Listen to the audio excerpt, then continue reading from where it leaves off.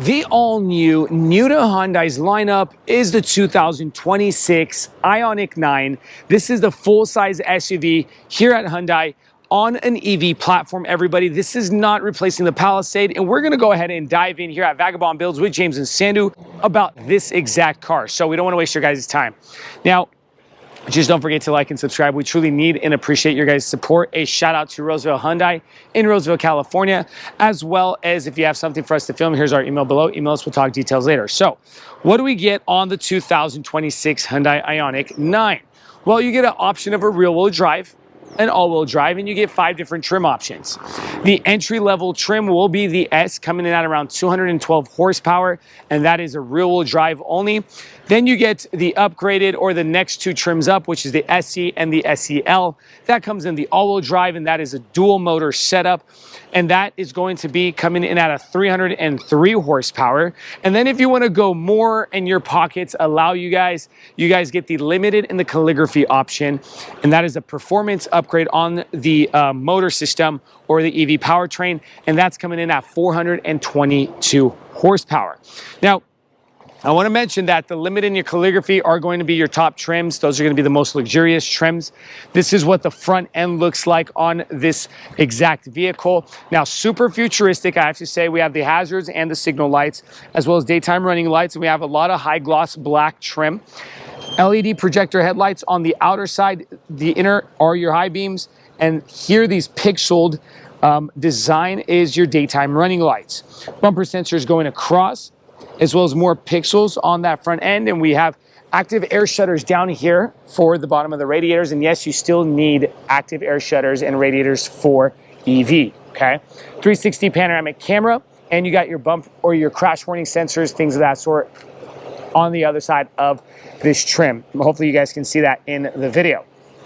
Now, let's talk some more about the charging, all right? So you get about 320 miles to a full charge on this SEL, as well as you're getting to a full charge, 11.6 hours at 240 volts, 24-minute fast charging capability, 10 to 80% in 24 minutes, 350 kilowatts DC fast charging, as well as 98 city on the MPGe, 78 highway. Dimensions on this vehicle: 199 inches in length, 78 inches in width, 71 inches in height, with 123-inch wheelbase with 6.9 inch of minimum ground clearance.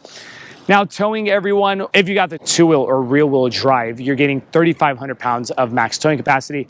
If you have the all-wheel drive and properly equipped, 5,000 pounds of max towing capacity. Now, let's go ahead and talk about the side one. I like this body line setup here. The hood is up, fender kind of comes over that corner. You get that clean, crisp body line with some high gloss black trim. And this wheel well trim does look a whole lot different from a lot, because they actually put the high gloss black wheel well trim with another trim in there as well. Now, parking markers, wheel setup, you got the Kumo Crew Gens HP71s on the SEL trim, 275, 50, 20. And we got machine surface silver, high gloss black with the suspension and the shock spring strut suspension. More high gloss black trim going across the bottom. And let's go ahead and open that door, show you guys what the trim work looks like. Okay. We have the flushed handles. When you lock the vehicle, these actually go in, and you see a little Ioniq 9 symbol there on the interior side of that handle. And you have smart access keyless fob entry on the SEL trim, automatic foldable side mirrors, integrated blinker lighting, 360 panoramic camera, and high gloss black on the bottom of that side mirror. It does come with the blind spot assist as well. Around the windows, we have high gloss black trim on top, and in between the window frames on the bottom, a silver or hyper silver trim. Up top, roof rails with no glass up top on the SEL trim. Over to the rear end, we still have that wheel well trim looking the same from the front over to the back. And check out that huge glass here on the quarter panel area. Coming over here, this does kind of give me Palisade vibes, all right? So keep that in mind. It is not replacing the Palisade, but it's still they're giving you the options of EV or gas powered, okay? Over to the rear end, big difference on the rear end with what we've seen at Hyundai, starting with those pixel tail lights. Look at that, super cool up top. Dropping down, we have the rear LED tail lights and the hazards with signal lights. Ioniq 9 going across flushed, so these aren't a 3D out pop. It's everything just completely flushed. Privacy glass with the Hyundai emblem integrated into that glass. Dropping down, Backup camera with its own little washer. The button there to open up the tailgate right over that Hyundai license plate. Dropping down, this is your backup pixeled taillight system. Your parking reflectors back here in the pixels. A lot of pixel design back here. And there's no exhaust, but just completely all flat plastic down there. Let's go ahead and open up the tailgate. Over to cargo area. With third row seat up, you're getting a minimum cubic feet of space at 22 cubic feet of space, 87 cubic feet of space maximum with second and third row down. Let's go ahead and measure that as we like to do here at Vagabond Build so you guys get an idea of the exact measurements.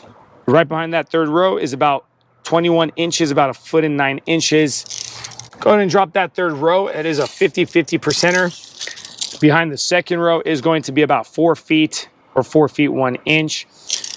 Then we go ahead, we have 2 buttons here on the right to control the second row setup. Then you can drop that down as well.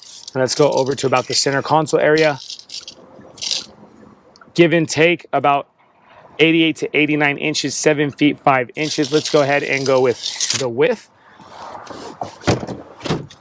In between the wheel wells, plastics, and that's about 41 to 42 inches, 3 feet 6 inches. And the height, about 29 inches on the height.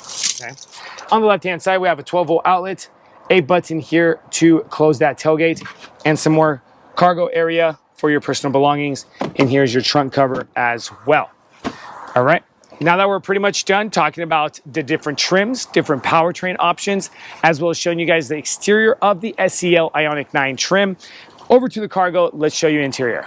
Before we continue with this video, if you find yourself in the Sacramento, California, or the greater Sacramento area like Rockland, Roseville, Elk Grove, and many other cities, if you need a passenger van rental for the friends and the family for the fun activities such as San Francisco, Napa Valley Wine Country, Yosemite, Lake Tahoe, Yellowstone, and many other places, use the link in the description below and rent from Vagabond Van Rentals. We also deliver. Thanks, guys. Let's go ahead and continue with this video. Now over to the Ioniq 9 SEL interior, everyone, and I have to say this is such a modern feel. Starting with the seating surfaces and the seats in general, we have the H-Tex material. It is perforated. They do come heated and ventilated in the SEL trim with the pixel design up top on the backrest, electric controls.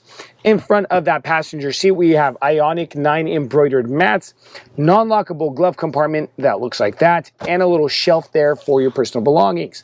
Super modern feel on the air vent design with the kind of hyper silver matte look. Then we got the fake wooden inlays. Well, yeah, it does look fake, like it's a wrapped wooden inlay. We come over kind of a dual step dashboard. Over to the screen system, we've seen that this interface does match Kia's interface, yes, because they're pretty much the same company. And we come over to the navigation. I wanted to show you guys what that looks like on this beautiful screen. I have to say they do have the tech in the Hyundai Ioniq 9. Let's go ahead and show you guys a little bit more. It does have Apple CarPlay. If we go to phone projection, we get the Android Auto, Apple CarPlay. And if we come over to the button here on the center console, we're getting the 360 panoramic camera and great tech on the camera system. Now you could also change the angles on this camera, look forward or rear, or even look at the 360 look. And you swipe left and right. Very responsive, touch-sensitive screen. I have a shortcut screen here as well, and this is what it looks like. We could come over to this button and mess around with your profile settings in your online manual. Dropping down over to the hard buttons to control that top infotainment screen as well. Further lower, we have dual climate controls, and this is where you're going to be messing around with all your heater systems for your for the cabin of your car, for your seats, as well as your ventilation system, your heated steering wheel, and your defroster systems. You could also sync it for the dual climate control. Dropping down, USB-C plugins, a 12-volt outlet. If we push that cap, opens up. Some more cubby room here, and this is where your key is going to be read, or your sensor. So you actually have the shape for the sensor. All right. Cubby room down here, as well as no driveline tunnel or nothing going on here. Center console area, big cup holders, I have to say. So shout out to Hyundai for that. Drivetrains, you get drive modes. You get 3 different modes: Eco, Normal, Sport, and My Drive. And that the theme of that front cluster does change as you go through the different modes. Parking sensors, your hill descent control button, as well as your auto hold. Wireless charging pad right here, very nice and convenient. Open up this center console. This is what it looks like in here. Removable tray and a deeper cubby room down there. Up top, no glass, as I mentioned to you guys in the SEL trim. Over to the lighting system here. We got just a simple control unit here in front. Frameless, auto-dimmable rearview mirror with garage door opening capability. Over to the front cluster. We could go ahead and change the theme of that cluster through the infotainment screen, and I'm not going to show you guys that. I don't want to spend too much time on it. But again, we can mess around with your info cards there in the center of the screen, as well as go to your compass or your crash warning system and go back to your info cards. Now you can mess around on the right-hand side with your infotainment screen from these buttons here, your voice control, also your phone control. Your regen paddles right behind that steering wheel. On the left-hand side, we have the crash warning systems, the cruise control, and also your volume knobs, as well as that info card control.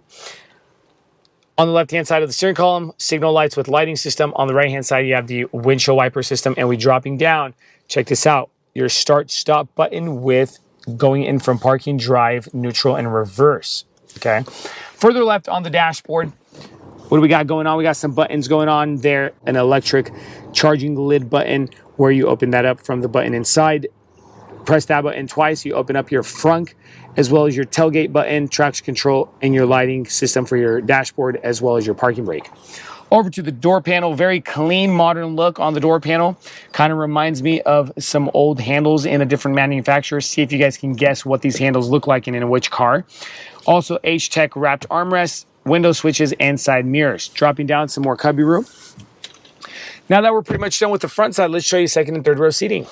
Now to put size in perspective for you guys, I'm about 6 feet 2 inches tall. So the front seat area had more than enough room with regards to leg and head clearance. Well, second row seating does as well. Look at all this head clearance up top. And we come over to the leg clearance, completely more than enough room. The test is going to come over to the third row seating. In front of us, we have hard back on the front seats. We got a pocket on each side. In between those two front seats, we can also open up the center console lid here, as well as heated seats on the SEL trim. Second row, we get a tri-zone climate control system. Dropping further lower, you can access that cubby room from back here as well. No driveline tunnel, which is very nice for that flat floorboard. H-Tech's trim seats back here, as well as perforation and the pixel system on the backrest as well. Armrest with the cup holders, nice and big cup holders back here. A lot of manufacturers will simplify their cup holders, but Hyundai keeps those nice, big, and deep. Now, up top, we got the air vents here, snap handles, and we're pretty much done with the second row. One thing I want to finish off with is you have controls for your first row seating from the second row seating area, and you can mess around with that on the passenger side, which is really cool. And then you get your USB-C plugins back here on the side of the front seats. Now let's go ahead and, well, there's a child lock on this. All right. Now let's shoot over to the third row seating. We're going to go ahead and bunny hop this seat system forward. You could also have two different buttons, one up top on the shoulder area and one down here. All right, which bunny hops the seat forward. We're going to go ahead, step back here, close the door, and drop this bench in kind of an ideal area. Just like that. Now, I will say it does feel a bit tight, leaving in that same position that we had it in. My legs are touching the back of the second row, and my head clearance is there. You can mess around with the angle of these backrests on the third row seating of the Ioniq 9, just like that. Maybe you want it more upright, but I find myself wanting to lean back, okay? So you're probably going to put your shorter adults or your kiddos back here for long road trips. We have cup holders on the left and right of the third row, as well as USB-C plugins and air vents back here as well for the animals and the passengers. Up top, a reading light there in the LED True Light lighting. Now that we're pretty much done, this MSRP sticker that we'd like to drop is here. Here it goes. And it's coming in at $68,925. Hopefully you guys found this video helpful. Hopefully this MSRP sticker helped. Don't forget to like and subscribe to our channel at Vagabond Builds with James and Sandy. We appreciate you guys. Thank you and God bless. Stay tuned. We have more car reviews and car products coming.